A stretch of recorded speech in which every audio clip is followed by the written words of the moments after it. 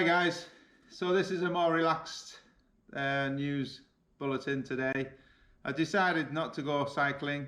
The wind noise is just too much at the moment. It's really chilly out there and the winds are blowing quite a lot, so there's no point in me going riding and you're not going to be able to hear me. So I'm doing it from the comfort of my own home instead of walking the rice fields, cycling the villages or kayaking down the river. So we've got a bit of a Christmas feel to it, of course. It is Monday, 21st of December, and we've got Christmas Day on Friday. It's Will Ming's first kind of Christmas he's going to understand. He's 3 years old now, so we've bought a load of presents for him.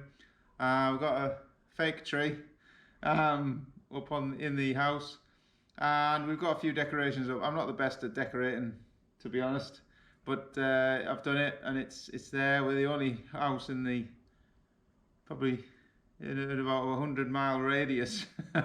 But we're gonna enjoy Christmas on Friday, and so I'm just going to bring you some news items from around Vietnam that I found over the last week that I think may be of interest, and so we'll get cracking straight away. So first up, in Dien Bien province, there's a new adventure playground where it's got a lot of different activities. It's got zorbing, it's got rock climbing, it's got high wire kind of activities as well. But one thing that they have brought in is a zip line. Now this is going to be the longest in Vietnam at 1.2 kilometers. So I'm really looking forward to getting on there, sticking my GoPro on my chest, on my head, or wherever, and getting zipped down there. That'll be the absolute fantastic ride. So that'll be a video in the future. That's going to be early next year, I reckon. I'm not going to mess about going around Christmas time. So that's in Dien Bien province. So it's not far from here actually, but it's tickets cost around 200,000, and that's from 200,000 Vietnam dong. And that will obviously, I think that gives you the zip line itself, but you've also got other activities in there. You may have to pay extra for zorbing or for other activities. Rock climbing, for sure, you're going to have to pay extra for your guide and safety ropes and you know, everything like that. So that's an interesting thing to maybe stick into your Vietnam itinerary when you plan to come to Vietnam with us, hopefully. Apparently the first kilometre of the ride is scenic, beautiful panoramic views around the rice fields, mountains, over rivers, forests. Looks like it's going to be a fantastic ride. The last 200 meters may not be for the faint-hearted, because a parachute flies out the back of you to slow you down. So that's very interesting. So if you're up for that, maybe I'll come along with you if you book in with us. So we'll get a good laugh out of that. A few beers afterwards to calm the nerves, I think. So that's the first item on the news this week. Next bit of news is with a Christmas feeling to it. Down in Bien Hoa at the Ha Phat Church is something really unique. They've built a Christmas tree which took 3 months from by the priests who actually built it.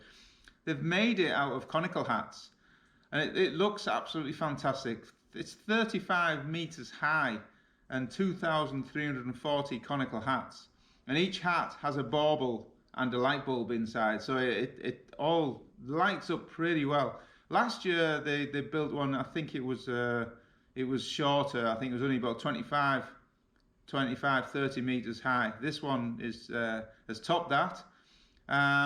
Last year they had visitors of around 10,000 in one day, so that is incredible. So this year I've just seen photos online, and it looks amazing lit up, and it's something I'd love to have been able to see, but I'm not traveling all the way down the south just to have a look at a Christmas tree.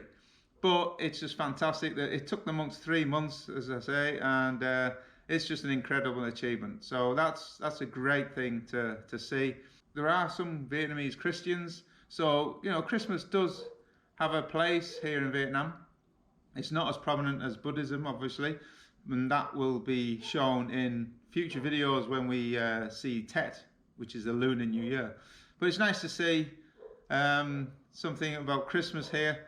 I was talking to my wife this morning. I said, I wonder, every morning at 5:15 there is a Hanoi music and news and noise, basically. And I was wondering if I could go see the police and ask them if they can sing, if they can stick a song on, We Wish You a Merry Christmas, something like that.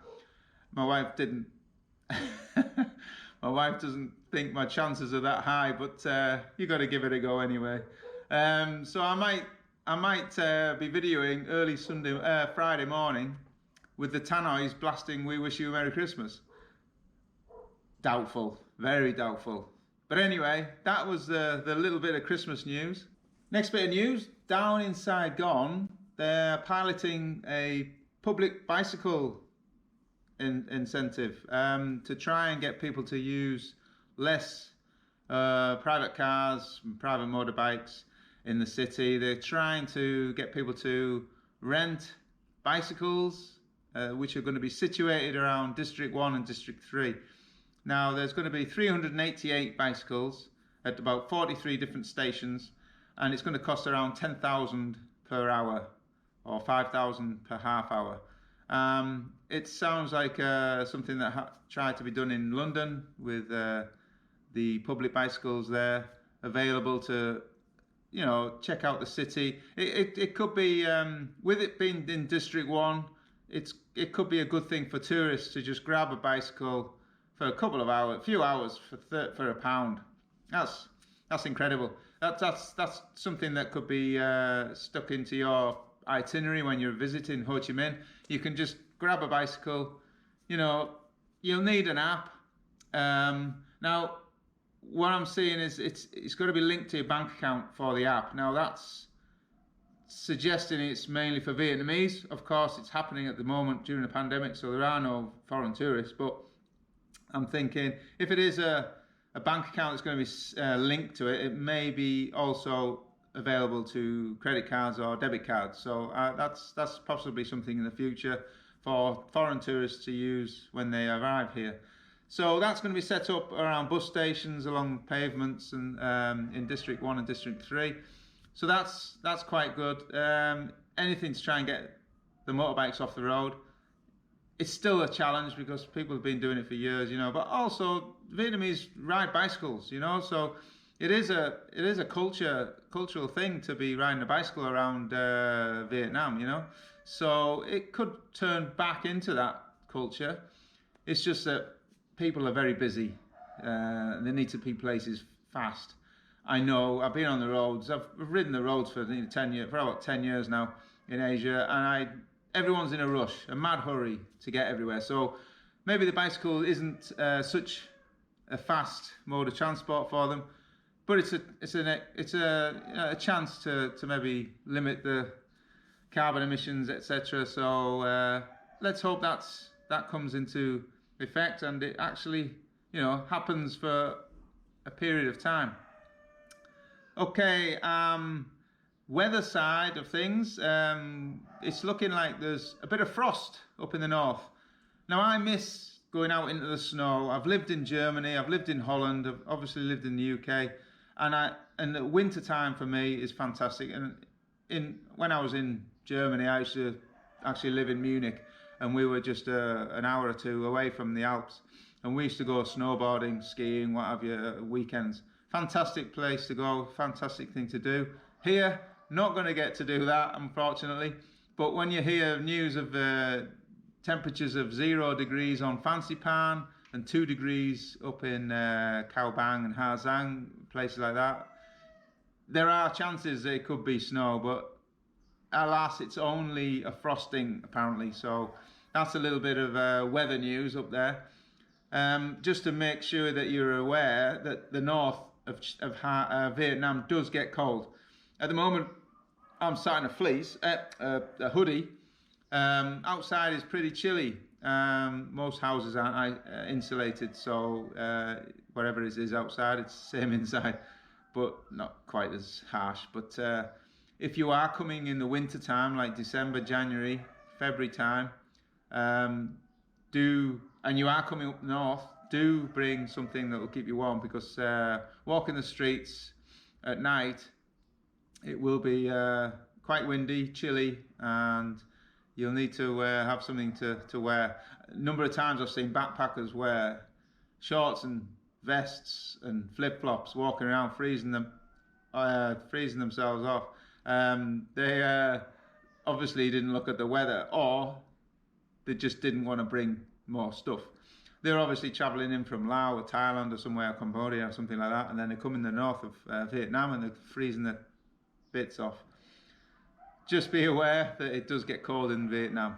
It's not always tropical climate up here. Okay, so the next bit of news is that they're looking at, they've been testing for 2 years the 5G services here now. They're looking at the major companies like Viettel and Mobifone, etc. are looking at introducing 5G network this year sometime, summer apparently. But they're only going to roll it out into one of the major cities of Hanoi, Da Nang or Ho Chi Minh City, so where the denser population is. So that's something to hopefully look forward to when the time comes. Maybe download apps a lot quicker when you're here, or looking for information. But at the end of the day, if you need information, you just contact us, because we can look after you from start to finish and make sure you have an amazing time in Vietnam for your holidays. 2 weeks, 3 weeks, however long you want. A bit of exciting news. I thought was exciting news when I heard the words travel and bubble together. Being a travel agency during a pandemic, you want to hear travel bubbles and travel corridors, things like this. So it perked my interest.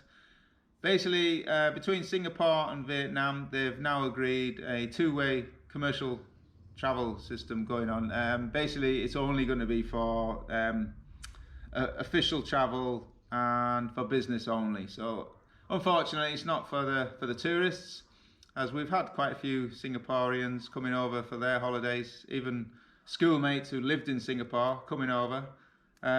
So it's a bit disappointing. It's not for foreign tourists, but we do hope it's going to come soon.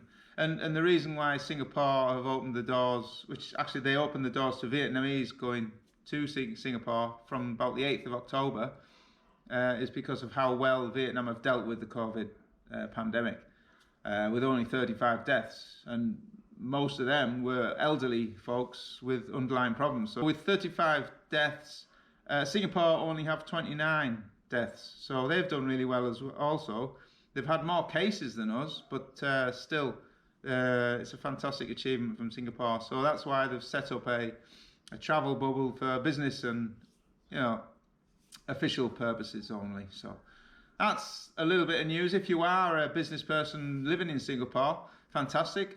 Get yourself over.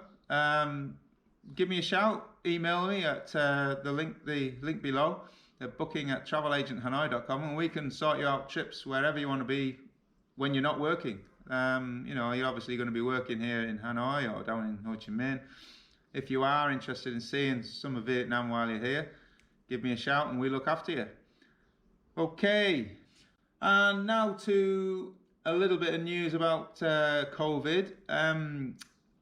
Any passengers that are coming through the airports in Vietnam are now going to be fined, quite hefty fines as well, around about $130. It's about 1 to 3 million Vietnam dong. So anyone not wearing a mask coming through immigration or wherever on the plane or whatever, they'll be fined. And also, if you haven't filled in a health declaration form, you could also be fined for that as well. So Vietnam's still being pretty strict, even though the virus is pretty much contained.